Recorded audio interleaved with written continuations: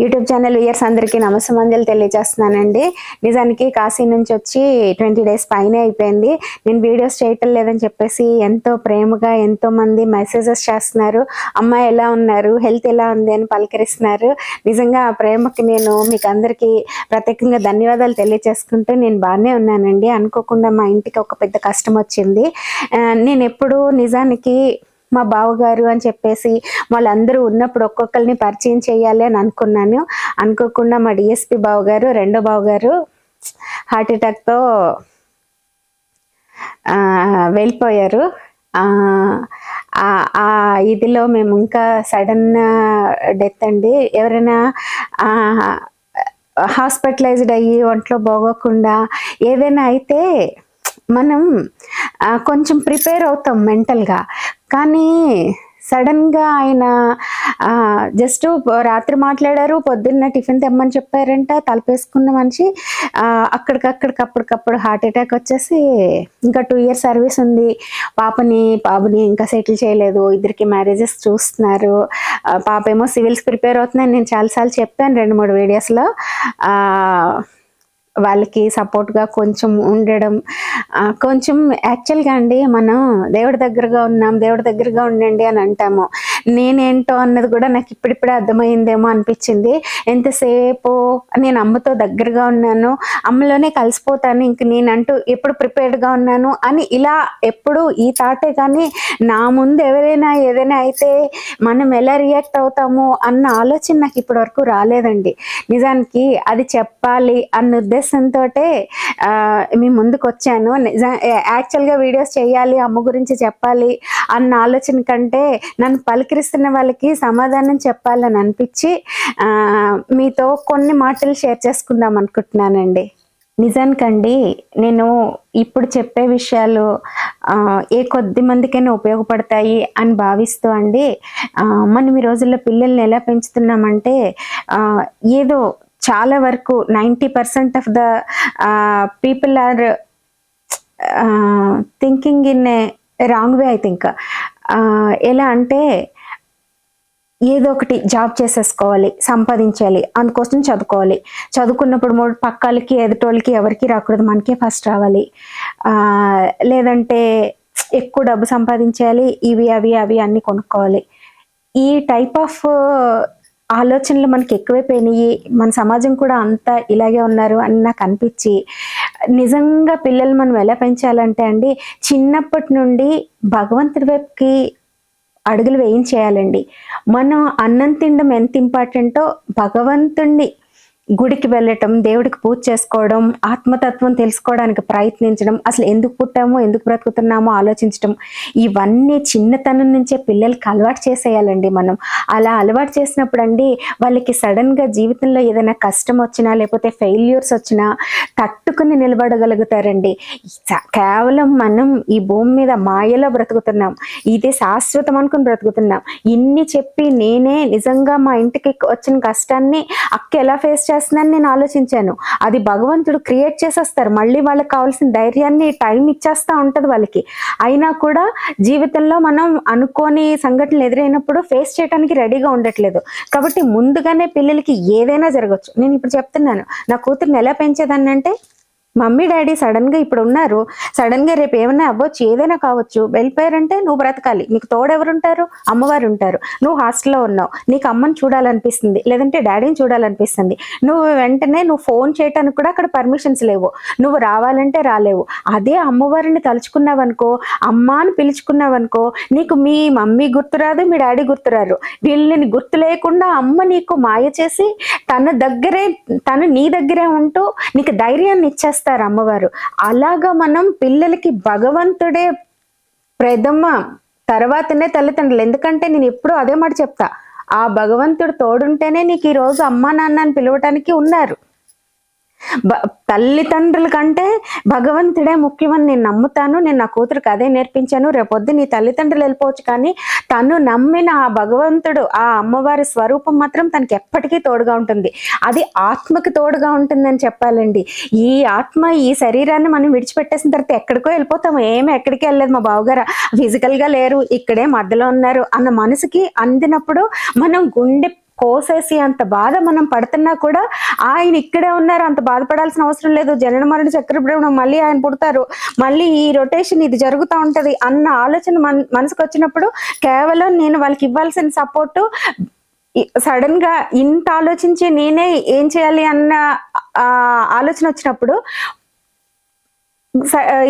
లౌకికంగా బ్రతుకుతున్న పిల్లలు ఎలాగా అని ఆలోచించి వాళ్ళకి ఏ విధంగా సపోర్ట్ ఇవ్వాలి. సో నాకు ఇప్పుడు చెప్పాలని అనిపించిందండి, పిల్లల్ని భగవంతుడి వైపు తిప్పుతూ వయసు అయిపోయిన తర్వాత, ముసలి అయిపోయిన తర్వాత దేవుడి దగ్గరికి వెళ్తాం, కాశీ వెళ్తాం, గుడికి వెళ్తాం అని కబుర్లు మానేయండి. వయసులో ఉండగా కాళ్ళు చేతులు బాగా పనిచేస్తున్నప్పుడు పిల్లలకి చిన్నతనం నుంచి మన భాగవతం, భగవద్గీత ఇవన్నీ నేర్పిస్తాండి. కథలు కాదండి అవి, అవి మన వ్యక్తిత్వాన్ని వికసింపచేస్తాయండి, ఎలా బ్రతకాలో నేర్పిస్తాయండి. భగవద్గీత ఒక్క దాంతో నాకు ఎన్నో క్వశ్చన్స్. భాగవతం చదవటం వల్ల భగవంతుడు ఉన్నాడా లేడా అని ఎంతో మంది ఎన్నో క్వశ్చన్స్ వేస్తున్నారు. అలాంటి వాటి అన్నింటికి భాగవతం, భగవద్గీత రెండు ఫస్ట్ పేజ్ నుంచి లాస్ట్ పేజ్ వరకు చదివామనండి, వాళ్ళే ఉన్నారో లేదో చెప్తారు. ఎవరైనా మిమ్మల్ని క్వశ్చన్స్ వేసినా కూడా పిల్లలకి చిన్నతనం నుంచి అలవాటు చేసేయండి. నామం శ్రీరామ, నారాయణ, ఈశ్వర, ఏ నామం మీకు ఏ రూపం ఇష్టమైతే ఆ రూపంలో ఆ భగవంతుణ్ణి చిన్నప్పటి నుంచి వాళ్ళకి వినిపిస్తే, ఈ మధ్య చూస్తున్నాను చిన్న పిల్లలు కూడా చక్కగా తల్లులు పాటలు పాడుతుంటే, అంటే జన్మతః కొన్ని వచ్చేస్తే కొన్ని మనం అభ్యాసం ద్వారా మనం నేర్చుకోవాల్సి వస్తాయి. అవి మన పిల్లలకు అలవాటు చేసినట్లయితే వాళ్ళు ఉన్నతమైన స్థానాల్లో నిలబడ్డమే కాదు, లౌకికంగా ఉన్న జీవితాన్ని. ఇంకొకటి ఇదే సందర్భంలో ఇంకొకటి కూడా నాకు వచ్చిందండి, ఎందుకు ఎన్ని పూజలు చేస్తున్న వాళ్ళకి ఎన్ని కష్టాలు ఉంటాయి, అన్ని తప్పులు చేస్తూ ఉన్న వాళ్ళేమో, మన రాజకీయ నాయకులే చూసుకోండి ఎంత దుర్మార్గంగా ఎన్ని రకాలుగా తప్పులు చేస్తున్న వాళ్ళు అంత ఉన్నతంగా బతుకుతున్నారు. మనశ్శాంతి అండి అది ఉండదండి అందరికీ. భగవంతుడు పూజలు చేస్తాను కదా మనశ్శాంతి ఉంటుంది, ఎందుకంటే నా ఇన్ని రోజు కష్టపడుతున్నాను, నాకు రేపు పొద్దున్న ఏమవుతుంది, ఎందుకు ఏమీ అవ్వదు, ఏ చెడు జరగకుండా నా అమ్మవారు కాపాడతారు, ఆ ధైర్యం నాకు ఉంది. కష్టాలు లేవు అని నేను చెప్పట్లేదు, కష్టాలు ఉన్నాయి, ఆ కష్టాల నుంచి భగవంతుడు నన్ను గట్టెక్కిస్తాడు, ఎందుకంటే నేను ఎవరికి అన్యాయం చేయటం లేదు కాబట్టి. కానీ తప్పులు చేసి ఉన్నత పదవుల్లో ఉన్న వాళ్ళు లేదంటే అన్యాయంగా సంపాదించే వాళ్ళు, వాళ్ళకుంటే కష్టాలు వాళ్ళకు ఉంటాయి. ఎవ్వరు కష్టం లేకుండా అనేది ఈ భూమి మీద మనిషి కింద జన్మనెత్తినాడు ఎవరికి కష్టాలు ఏమి ఉండవు. ఇకపోతే కష్టాలు మంచి వాళ్ళకే ఎందుకుంటాయంటే, ఈ సందర్భంగా నేను ఈ మధ్యనే టీవీలో ఒక కథ చూశాను, అది మీకు చదివానండి. ఆ ఛానల్ పేరు గుర్తుంటే నేను చెప్పేదాన్ని, గబగబా మార్చేస్తాను కదా, నేను చెప్తున్నాను వినండి. అదేంటంటే అండి, నారదుడు నారాయణ దగ్గరికి వెళ్ళి అడిగారంట, ఎందుకు మాయలో బ్రతుకుతున్నారు ప్రజలంతా అని. జీవితంలోనేమో కష్టపడి వాళ్ళేమో నిజాయితీగా బ్రతికే వాళ్ళేమో కష్టపడుతున్నారు కదా నారాయణ, మరి డబ్బున్న వాళ్ళేమో తప్పులు చేస్తున్న వాళ్ళు కూడా ఎంతో సంతోషంగా బ్రతుకుతున్నారు, దీనికి కారణం ఏంటంటే నీకు చూపిస్తాను పద అని చెప్పేసి నారదుడు తీసుకెళ్ళాడు విష్ణుమూర్తిని. ఇద్దరు కలిసి వెళ్ళారంటండి. వెళ్తే ఒక మార్వాడి ఇంటికి ఎవరింటికో వెళ్ళారంట. నేను అంత అందంగా చెప్పకపోవచ్చు కానీ థీమ్ అర్థమవుతుందని చెప్తున్నాను. అక్కడ వాడు బాగా డబ్బుతో ఉన్నాడు, ఇంటి నిండా పంచపక్ష పర్వణాలతో ఉన్నాడు, అన్ని ఉంటే స్వామి బయట నుంచి నాకు ఆకలేస్తుంది అని అడిగారంట. అడిగితే ఏమీ లేవు అవతలికి పో అన్నాడంత వాడు. వెంటనే నారదుడిని తీసుకుని బయటకు వచ్చేసి వీడు అష్టైశ్వర్యాలతో తొలతూగాలని చెప్పి దీవించారంట నారాయణుడు. నారదుడు ఆశ్చర్యంగా చూస్తున్నాడంట. సరే వాళ్ళు వెళ్తా ఉన్నారు. ఒక పేద ఆవిడ ఇంటికి వెళ్ళారు. అక్కడ నుంచి ఉంది. ఆకలేస్తుందమ్మా అని అడిగారంట. అంటే నాకు పెట్టడానికి ఏమీ లేదు, ఒక ఆవు మాత్రమే ఉంది, ఆ పాలు ఉన్నాయి, మీరు తీసుకుంటారా అని అడిగిందంట. రండి అంది. లోపలి తీసుకొచ్చారు, కాళ్ళు చేతులు కడుక్కున్నారు, పాలు గిన్నెలో పెట్టింది, తీసుకున్నారు. తీసుకుని బయటకు వచ్చేసిన తర్వాత నీ ఆవు చచ్చిపోవాలి అన్నాడంట నారదుడు ఆశ్చర్యపడి, ఏంటి స్వామి మీరు అన్నం పెట్టలేని వాడినేమో నీకు అష్టైశ్వర్యాలు కలగాలని దీవించారు, ఒకే ఒక్క ఆవు ఉన్న ఆవిడ అన్నం మీకు ఆకలి తీరిస్తే ఆవు చచ్చిపోవాలి అన్నారు, ఎంతవరకు కరెక్ట్ అని నారదుడు అడిగితే నారాయణుడు అన్నారంట, ఆ ఆవు ఒక్కటి ఆవిడకి అడ్డంకిగా ఉండిపోయి నేను చనిపోతే ఈ ఆవు ఏమైపోతుందో అని బెంగి పెట్టుకుంటుంది, తనకేమో నా దగ్గరికి రావడానికి అర్హత వచ్చేసింది. ఆ మంచి మనసులో భగవంతుడినే నిలుపుకున్న తన మనసుకి నా పాదాల దగ్గర అదృష్టము. కానీ ఈ బంధనం వల్ల మళ్ళీ పుట్టేసే దౌర్భాగ్యం వస్తుంది. మనం ఎప్పుడైతే మాయలో బంధనాల్లో ఇరుక్కుంటామో అప్పుడు మళ్ళీ మళ్ళీ జన్మెత్తాల్సి వస్తుంది. అందుకని ఈవిడ కావు చనిపోతే ఇంక దేని గురించి బెంగ పెట్టుకోదు, అప్పుడు నా దగ్గరకు వచ్చేస్తుంది. వాడా కుక్క కింద జన్మనెత్తి మళ్ళీ వాడి ఆస్తిని వాడే కాపలా కాసుకుంటూ ఎన్ని జన్మలైతే నా మోక్షం రాకుండా ఈ మాయలో అలా పరిభ్రమణం చెందుతా ఉంటాడు. పుడతా చస్తా ఉంటాడు. వాడు చేసిన కర్మకి వాడు అనుభవించి తీరాల్సిందే, అందుకని వాడికి అలా దీవించానని చెప్పి నారాయణ అన్నారంట. సో ఈ కథను బట్టి మనకి ఏమర్థమవుతుంది, మనం భగవంతుడి దగ్గరికి చేరటానికి ఇవన్నీ కష్టాలు. ఇదే సందర్భంగా నాకు చాలా మంది మెసేజెస్లో నేను ఎన్ని పూజలు చేశాను, నాకెందుకు ఇంత కష్టం వచ్చింది, వాళ్ళ హస్బెండ్ ఎవరో పోయారంట ఒక ఆవిడ, మేమిద్దరం ఎంతో బాగా ఉన్నాము, నేను ఎన్నో పూజలు చేశాను అని. కరెక్ట్గా అదే క్వశ్చన్ మా అక్క వేసింది. నేను ఎవరికి అన్యాయం చేయలేదు, నేను ఎంత కష్టాన్ని ఎందుకు అనుభవించాల్సి వస్తుంది అని ఏడ్చింది. నువ్వు ఈ జన్మలో ఎవరికి చెయ్యలేదు బేబీ, గత జన్మల్లో ఆయనతో నీకు రుణం ఎంతవరకు ఉందో నీకు తెలియదు కదా.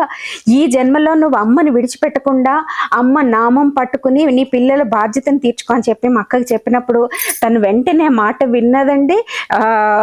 ఇంకా తను దేవుణ్ణి తిట్టడం అలాంటి పనులు ఏం చేయలేదు. నాకు కొంచెం ఆనందం అనిపించింది. నా చుట్టూ ఉన్న వాళ్ళు కూడా ఒక్కొక్కసారి తప్పుగానే ప్రవర్తిస్తారు. నేను ఇన్ని చెప్తుంటే దూరంగా ఉన్న ఎక్కడెక్కడో ఉన్న మీలాంటి చాలా మంది వింటా ఉంటారు. దగ్గరగా ఉన్న వాళ్ళకి నేను అర్థం కాకుండా ఉంటాను ఎందుకనో. కానీ నా తోడుబుట్టింది మాట విన్నందుకు నాకు కొంచెం ఆనందం అనిపించింది. నిజమండి, మనకి రుణానుబంధం ఎంతవరకు ఉందో అంతవరకే. ఈ రోజు మీరు అనుభవిస్తున్నదంతా ఈ జన్మలో మీరు చేసుకున్నది కాదు. ఈ జన్మలో మీరు ఎంత పుణ్యం మూట కట్టుకుని ఎన్నిసార్లు ఆ భగవతి నామాన్ని జపిస్తారో ఆ నిమిషాలన్నీ క్యాలిక్యులేషన్స్ లోకి వెళ్తాయి. మనం తిన్నవి మనం పడుకున్నవి అన్ని వెళ్ళిపోతాయండి. భగవంతుడిని వదలకండి. కష్టాలు వస్తే అస్సలు వదలకండి. కష్టాలు వచ్చినప్పుడు అస్సలు వదలకండి. ఇప్పుడు కష్టాలన్నీ ఇప్పుడు కాదు. నేను ఎప్పుడు చెప్తాను, కర్మ ఫలం అనుభవించి తీరాల్సిందే. పాపం తయారైపోయింది. ఆ పుణ్యమైన పాపమైన అది కరగాల్సిందే. పుణ్యమైతే భగవంతుడి దగ్గరికి వెళ్తాం, పాపమైతే అది అనుభవించి తీరాల్సిందే. రుణానుబంధం కూడా అంతేనండి. గత జన్మల్లో ఎక్కడో చిన్నప్పుడు వినేదాన్ని, శత్రువులు రుణం ఏదో ఉండిపోయిన వాళ్ళు పుత్రుల కింద పుడతారు అని చెప్పేసి అన్నారు.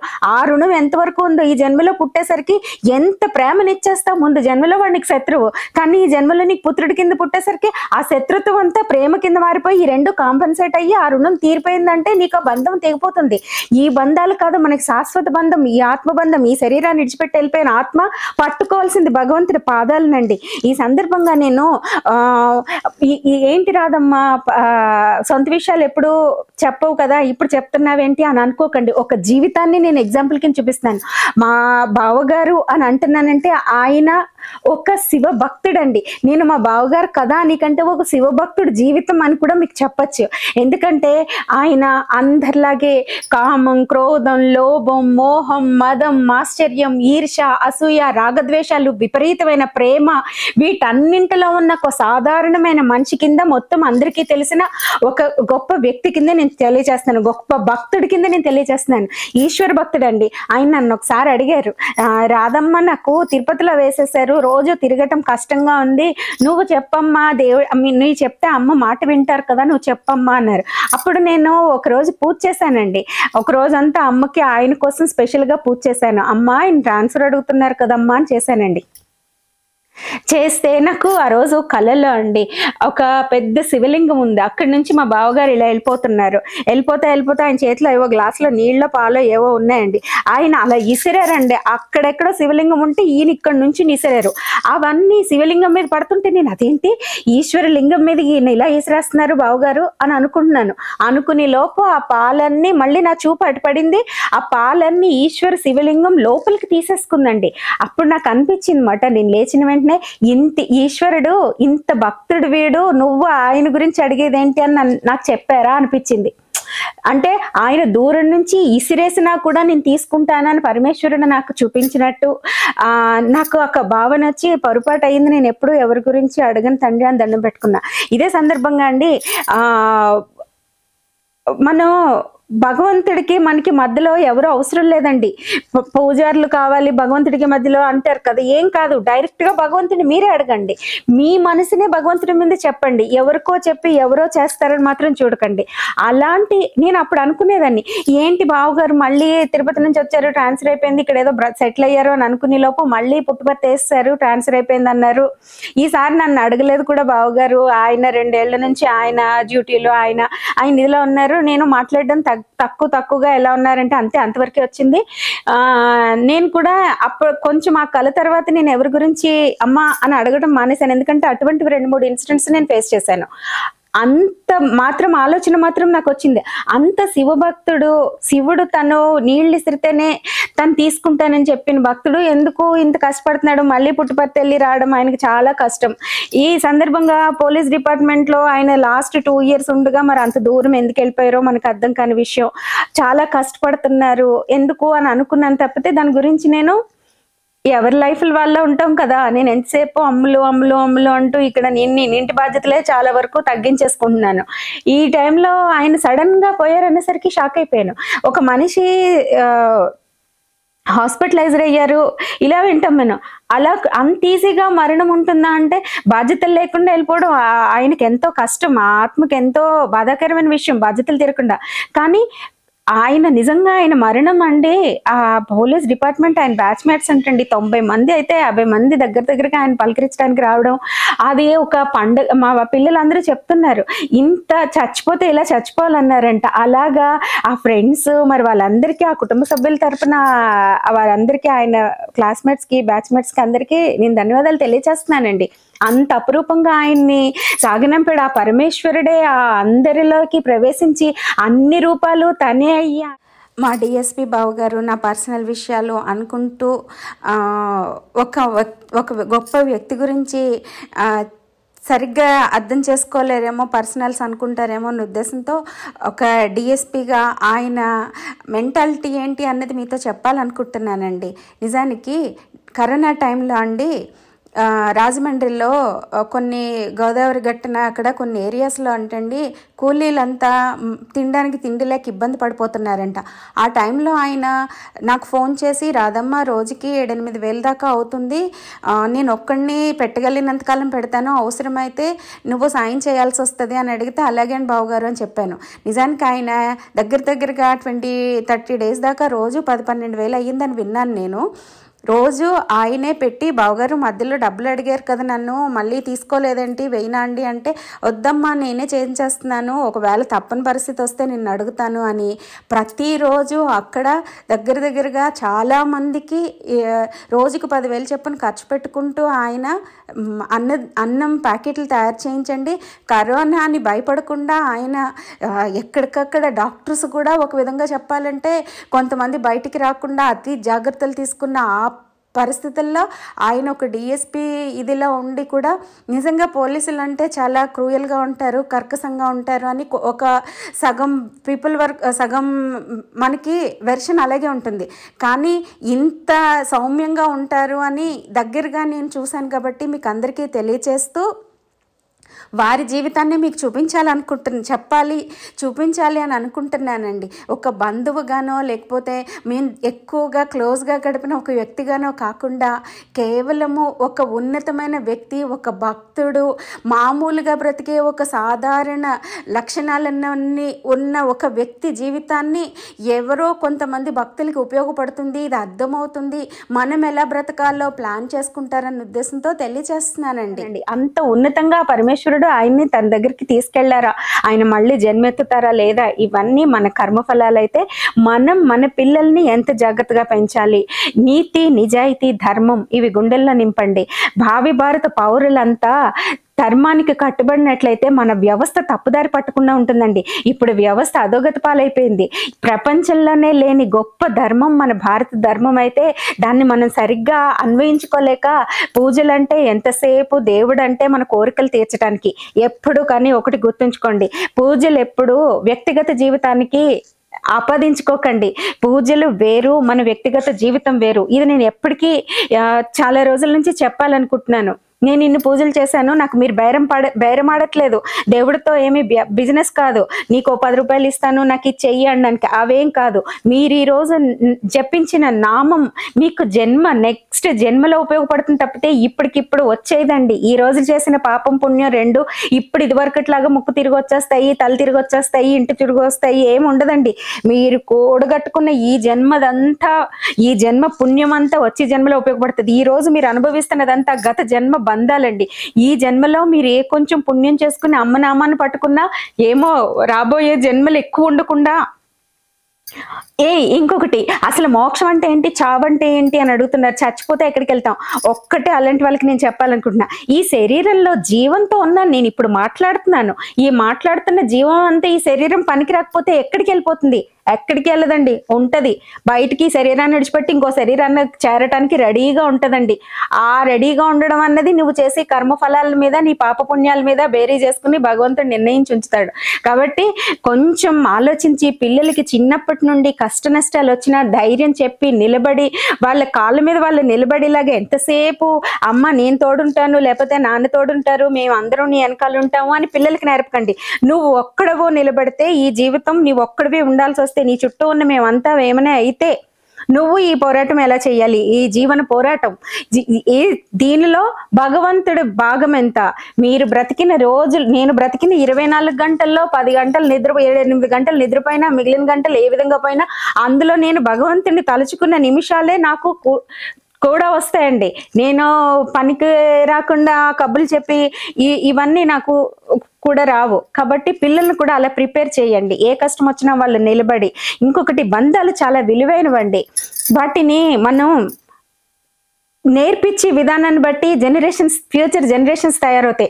నాకు విని చిన్న పిల్లలు కూడా ఉన్నారు, చిన్న తల్లులు కూడా ఉన్నారు. కాబట్టి అందరికీ చెప్తున్నా, అందరికీ విలువ ఇవ్వండి. వాడు దుర్మార్గుడా, మీరు ఎంతవరకు ఉండాలో అంతవరకు ఉండండి, విమర్శించకండి. విమర్శించినా కూడా మనకు పాపమే.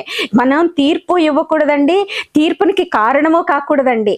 అలా ఉండాలి అంటే అంటుకున్నట్టు ముట్టుకున్నట్టు ఈ బంధాలు అన్నింట్లో ఉంటూ రేపొద్దున్న ఏదైనా ఒక బంధం మనం విడిచిపెట్టి వెళ్ళిపోయింది అంటే దానివల్ల మనకి అయ్యో నేను వీళ్ళని బాధ పెట్టేనే అనుకోకూడదు, అయ్యో వీళ్ళ వల్ల నేను బాధపడ్డానే అనుకోకూడదు. అలా ఉండాలంటే మీ వ్యక్తిత్వం ఎంతగా మీరు పిల్లల్ని పెంచగలిగితే అంత గొప్పగా తయారవుతుంది. ఒకవేళ ఏమైనా అయినా కూడా అది రుణానుబంధం అని మెంటల్గా వాళ్ళకి ప్రిపేర్ చేయాల్సిన బాధ్యత కూడా తల్లిదండ్రుల మీద ఉంటుందండి. ఒంటరిగా పుట్టిన మనిషి ఒంటరిగా వెళ్ళిపోతాడని చెప్తా ఉంటాము, కథలు చెప్తాము, లేకపోతే మన వేదాంతం మాట్లాడుతూ ఉంటాం, శ్మశాన వైరాగ్యం అని కొన్ని రోజులు మాట్లాడతాం. ఇవేవి కాదు. పుట్టిన దగ్గర నుంచి పిల్లలకి ఊహ తెలిసిన దగ్గర నుంచి జీవితం విలువలు నేర్పించండి. జీవితం ఒంటరిగా పోరాడాలి అన్న విషయం వాళ్ళకి అర్థమయ్యేలా చెప్తూ తోడు చుట్టూ వాళ్ళు ఎలాగ డెవలప్ చేసుకోవాలో మనకున్న అసలు భగవద్గీతలో భాగవతాలన్నీ నేను అసలు కృష్ణుడు అండి ఎలా చూసేదాన్ని అంటే, కృష్ణుడు అంటే ఏదో నాకు ఇంట్లో మనలాగా పుట్టిన ఒక అతను అంతే, ఒక దేవుడి కింద కూడా కాదు. నా చిన్నప్పుడు అలా ఉండేవి. మనకి రామాయణం భాగవతం అంటే సినిమాల్లో చూసిన కథలు సినిమాలు అంతే.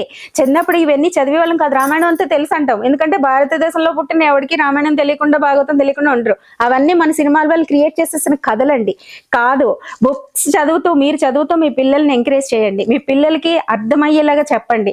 ఇంగ్లీషు తెలుగు కష్టపడి నా కూతురికి వాళ్ళ డాడీ నేర్పించారు కాబట్టి బుక్స్ అన్ని ఆ మాత్రం కొంచెం చదువుతుంది. కానీ ఇప్పుడు ఇంగ్లీష్ మీడియం అంటే తెలుగు కూడా రాకుండా చేసుకోరు. మన లాంగ్వేజ్ లో మనం అర్థమయ్యే భాషలో ఇంగ్లీష్ లో కూడా చక్కగా అందంగా చెప్పారు. అదంతా ఏ లాంగ్వేజ్ అనేది ఇంపార్టెంట్ కాదు, వాళ్ళకి అర్థమయ్యేలాగా చిన్నప్పటి నుంచి నైతిక విలువలు నేర్పించండి అని చెప్పాలని నేను మీకు అందరికీ తెలియజేస్తున్నాను. పిల్లల్ని జాగ్రత్తగా పెంచుకోండి. ఒంటరిగా నిలబడిపోయినా వాళ్ళకి బ్రతికే ధైర్యం భగవంతుడు ఇవ్వాలి, భగవంతుడు తోడుంటాడని తెలియచేయండి అని చెప్పి తెలియచేస్తూ, నిజానికండి ఎన్ని పూజలు చేసేస్తున్నాము, రోజు ఇన్ని గుళ్ళకి వెళ్ళిపోతున్నాము, ఇంత సాధన చేసేస్తున్నాము అనుకుంటా ఉంటాం మనం. అసలు సాధకుల జీవితాల్లోనే ఎక్కువ కష్టాలు ఉంటాయి. దీనికి కారణం ఏంటి అని మనం ఆలోచించుకున్నట్లయితే అండి, నిజానికండి పూజలు సాధనలు ఇవన్నీనండి లౌకికంగా ఉండే సుఖాల గురించి కాదంటండి. మన వ్యక్తిత్వం వికాసం చేయటం కోసం, వ్యక్తిగత వికాసం కోసం కాదు, వ్యక్తిత్వం వికసింపజేసుకోవడం కోసమే అని చెప్పేసి నేను ఎక్కడో చదివానండి. నిజానికి ఈ సామాజికంగా మనకు వచ్చి గొప్పలు సుఖాలు, భోగాలు, లేకపోతే పక్కోళ్ళు మనల్ని పొగట్టాలు ఇవన్నీ మాయండి. మనకు అవసరం లేదు. మనిషి పుట్టిన దగ్గర నుంచి ఎప్పుడు పొగుడుతారా, ఎవరైనా పొగుడుతారా, ఎవరైనా నాకు గౌరవం ఇస్తారా, ఇటువంటి వాటిలోనే మనం కొట్టుమిట్టాడిపోతూ ఉంటామండి. అలాంటి వాళ్ళకండి పరబ్రహ్మం దొరకదండి. పరబ్రహ్మం కలగాలి అంటేనే, భగవత్ తత్వం అర్థం అవ్వాలంటే అండి ఎంతో పుణ్యం ఉండాలండి. ఎన్నో జన్మలుగా చేసుకున్న పుణ్యం వల్లే మనం పరబ్రహ్మ తత్వాన్ని తెలుసుకోగలుగుతామంటే, కానీ అలా పరబ్రహ్మతత్వం గురించి ఆలోచించిన వాళ్ళు కూడా అండి భగవంతుడి మార్గంలోకి వెళ్ళటానికి సరైన మార్గం దొరకదండి. అలాంటి మార్గం దొరికి మనం ఇప్పుడు ఇది వినగలుగుతున్నారంటే అమ్మ ఆశీస్సులు ఉన్న వాళ్ళు మాత్రమే వినగలుగుతారు. నాకు మహా అయితే ఒక 500 మందో 1000 మందో వింటున్నారండి నావి. అందుకే వారి కోసమే నేను ప్రత్యేకంగా తెలియచేయాలనుకున్నాను. మీరు పెద్దవాళ్ళు అనుకోండి, మీ పిల్లల్ని ఈ విధంగా మార్పించండి. మీరు చిన్న పిల్లలు అనుకోండి, మీరే మారండి.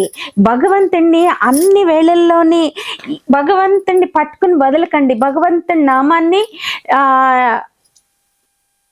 అనుక్షణం నామంతో అండి మనం అనేక కష్టాల నుంచి గట్టెక్కగలము. ఈ జీవితాన్ని మనం సుఖమయం చేసుకుంటూ ఆ భగవంతుడి దగ్గరికి చేరగలుగుతాము. ఒకవేళ మళ్ళీ జన్మలు ఎత్తాల్సి వచ్చినా కూడా పుణ్యవంతుల ఇంట్లో మంచి జీవితం గడుపుతూ ధర్మబద్ధమైన జీవితం ఇస్తూ భగవంతుడే మనల్ని వారి దారిలోకి తీసుకెళ్ళిపోయి చివరికి మనల్ని భగవంతుడి చేరే మార్గం మనకి చూపిస్తారు అని నమ్ముతున్నాను. కాబట్టి నా కోసం ఫోన్లు చేస్తూ మెసేజ్లు చేసిన వాళ్ళందరికీ నేను సమాధానాలు సరిగ్గా చెప్పలేకపోయినా క్షమించమని. చివరిగా నేను చెప్పదలుచుకున్నది ఏంటంటే అండి, కేవలము మనం చేస్తున్న పూజలన్నింటినీ మనం బ్రతుకుతున్న జీవితానికి ఆపాదించేసుకుని ఈ పూజలు చేస్తుంటే నాకు ఈ ఫలితం కావాలి, నేను ఇలా బ్రతకాలి అని కోరుకోకుండా మనం బ్రతికి జీవితం భగవంతుడికి నచ్చేలాగా బ్రతుకుతూ భగవంతుడికి చేరే మార్గాన్ని జాగ్రత్తగా ఎంచుకుని అడుగులు వేయాలి. జీవితం పరమేశ్వరుడు మనకి ఇచ్చింది, మనం ఎలా బ్రతకాలో ఆయన్ని ఎలా చేరుకోవాలో తెలుసుకుంటూ వెళ్తామని తప్పితే ప్రతి అడుగులోని పరమేశ్వరుడు తోడుండడు. కానీ చివరికి ఆయనే మనకి వెలుగవుతారు అని తెలియచేయాలని తయారు చేసిన ఈ వీడియో ఖచ్చితంగా ఎంతో కొంతమందికి అర్థమవుతుందని భావిస్తూ మీ ముందు నుంచి సెలవు తీసుకుంటున్నానండి.